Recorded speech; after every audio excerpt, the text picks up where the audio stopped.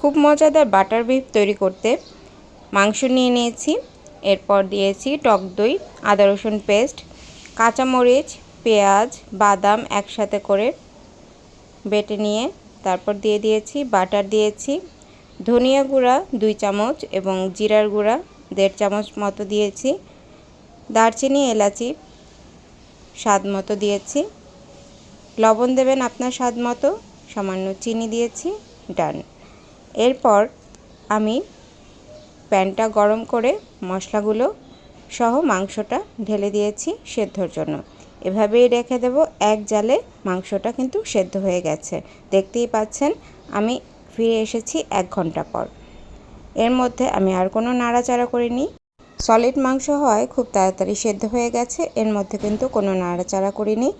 হয়ে গেল, সাথে পোলাও রান্না করে নিয়েছি। এবার পরিবেশনের পালা। ধন্যবাদ সবাইকে, পাশে থাকবেন।